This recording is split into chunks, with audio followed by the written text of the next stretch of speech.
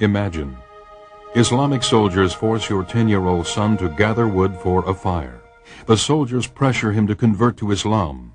When he refuses, he's thrown on the burning wood he collected and left to die. They told me I would be released if I became a Muslim. I told them that was not possible. I am a Christian, so they threw me on the fire. Your son escapes, but the scars remain, a reminder of his sacrifice. Imagine, your teenage daughter goes to Bible camp. On the second day, the students are attacked. One of the attackers secures her hands behind her back, while another holds a piece of broken glass to her stomach. She's told to deny Christ. I did not answer him, so he pressed the glass harder against me. Do you believe your God can help you? He asked. Gripped with fear, she cries out, "Help me, Lord, I do not want to deny you." Imagine, your pastor has refused to register his church with the government. During the service, he's dragged from the church and beaten by the local police. When the officers find a Bible hidden in his shirt, he's beaten with it. After returning home, I felt pain all over my body. It was almost numb at the beginning, but later became so painful that I could not sleep. It is the 5th time he's been arrested. If he's caught again, the police say they will kill him. Every day, thousands of Christians are persecuted for their faith. Hundreds are martyred, about 1 every 3 minutes. They're not heroes or statistics, they're family. In over 40 nations around the globe, our family is assaulted for their testimony of Jesus Christ. In most instances, the persecution could have been averted if they had simply denied Christ. But they didn't, and they won't.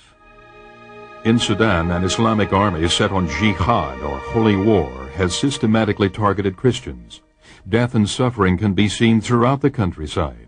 Countless Christians are being displaced within their own country. Fleeing from persecution, they've lost everything, often arriving at refugee camps with nothing more than the clothes on their backs.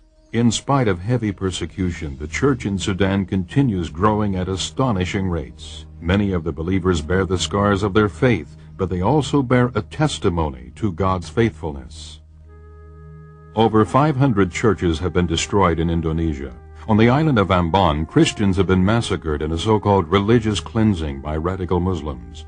Facing increased persecution, pastors in Jakarta have encouraged their congregations to stand firm, confident that their suffering is a prelude to coming revival. With the fall of communism in Eastern Europe, many have hailed its defeat. But Christians in North Korea, Vietnam, Laos, or China would disagree.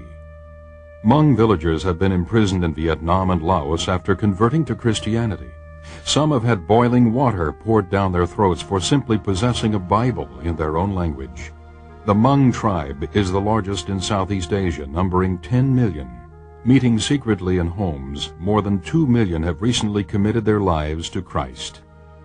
The persecution facing our brothers and sisters is not a human tragedy. It's a spiritual reality facing the body of Christ.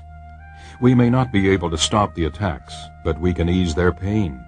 Through prayer, encouragement, and practical assistance, we can fellowship in their suffering. We can show them that they are not forgotten. It's hard to ignore their pain after you hear their cries. Pada saat itu, benar-benar kita semua teriak, Tuhan tolong, Tuhan tolong.